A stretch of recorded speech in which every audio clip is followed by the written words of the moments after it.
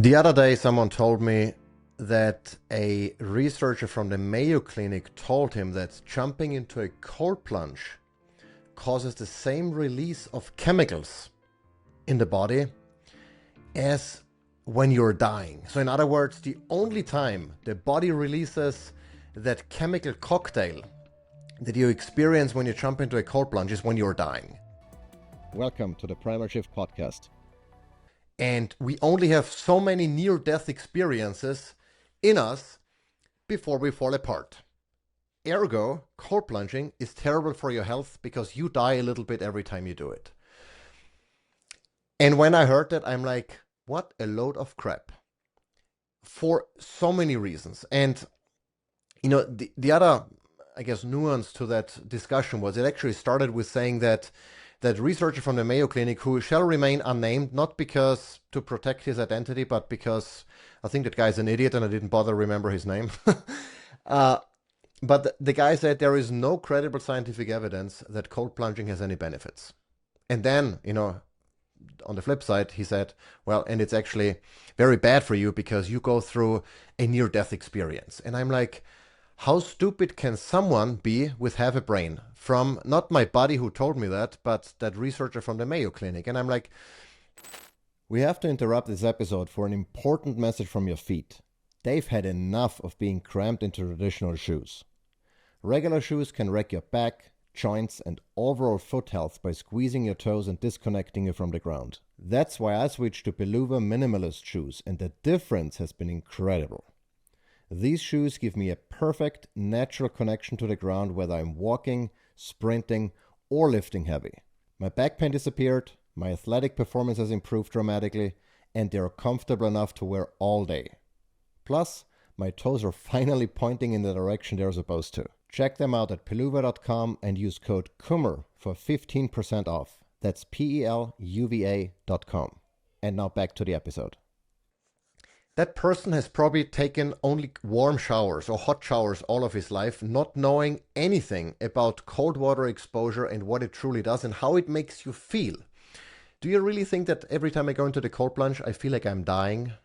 Now, here is the thing. There is obviously a lot of nuance. Cold plunging is obviously not the only thing you have to do that fixes all of your health issues, and it's not a miracle thing by any stretch of the imagination. But there is plenty solid scientific evidence of what cold plunging does, what it triggers, and how that benefits us. And again, going back to my own experience. Now, the first time I stepped into a cold plunge with freezing temperatures felt entirely different to when I do the same thing now. I don't mind getting into the cold. I don't feel like I'm dying, and I'm not falling apart. I'm not losing it. I'm not in full fight or flight mode where I don't know what to do and my breathing is rapid and everything is falling apart. None of that is happening. I go in. It usually feels mildly to moderately uncomfortable, but that is it. I'm not dying. Now, here is one important aspect.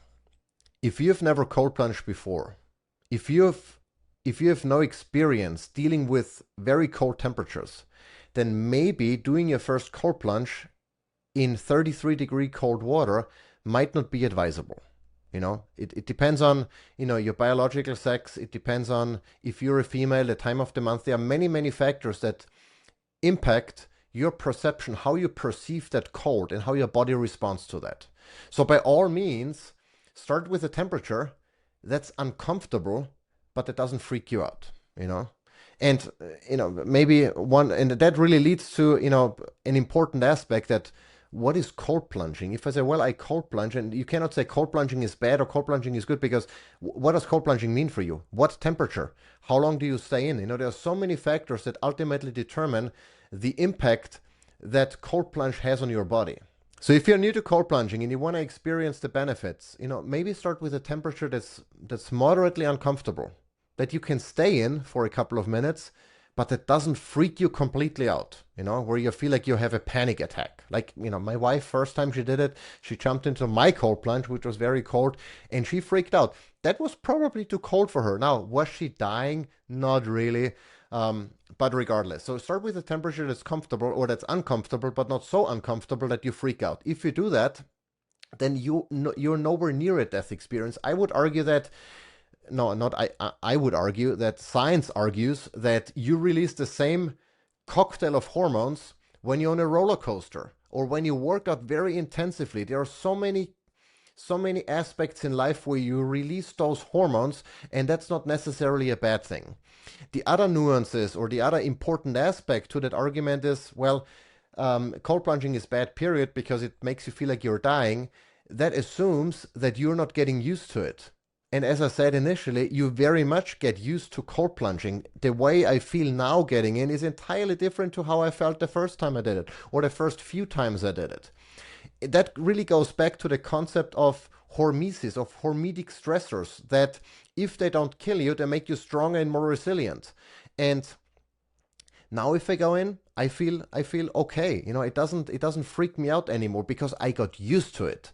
And everyone gets used to hard things. If you work out for the first time, you might be terribly sore. Well, guess what? If you continue doing that, you are less sore because you get used to it. You build muscle. Your body responds to that stressor by making you stronger and more resilient. And that's really the whole idea of cold plunging, that you become more resilient. And it's certainly not a near-death experience. And well, the bottom line is it's really a very stupid argument. And from that guy from the Mayo Clinic. And here is the thing. Regardless of what you think the science says or how you interpret the science, or if you believe there is science or there isn't, one thing that you can very easily find out and verify yourself, you don't need a PhD to do that. Start taking cold showers or start cold plunging and pay attention to how your body responds to cold in general. And you'll realize that suddenly, if you do cold plunging, you feel less cold when the environment around you is cold. You feel less terrible. You feel better. You feel more comfortable in cold temperatures. You feel more comfortable in stressful situations. You feel more in control of your sympathetic response by just breathing slowly through your nose, all of the things that you can practice in a cold plunge. And you suddenly feel like, all of those benefits, regardless of whether or not there is science to prove them or not. And so I would argue that that guy from the Mayo Clinic has probably never taken a fucking cold shower, because if he had, he would realize that, guess what? For a cold shower for the first time feels terrible. If you do it every day, doesn't feel that terrible anymore. You get used to it and you suddenly feel more comfortable in the cold shower. And that then, extends to, if it's cold outside and you go outside without a shirt, well, guess what? Suddenly you're not that cold anymore, whereas before you might have frozen your butt off. So the bottom line really is, cold plunging is certainly not terrible for your health. Can you overdo it? You can. Much with like anything else, just because a little bit of something is good and makes you stronger and more resilient doesn't mean more is always better.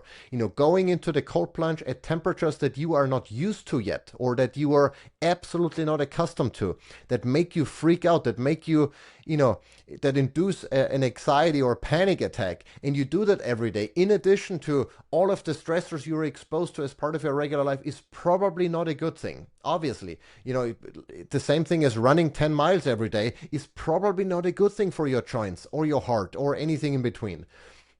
And so you gotta be smart about it. But if you're smart about it, if you do cold plunging the way I do, the way my wife does, the way our friends does, etc., there is nothing bad about that. You're not gonna ruin your health. You're not gonna cause any damage. Quite the opposite is the case. And you can easily figure that out by just trying it.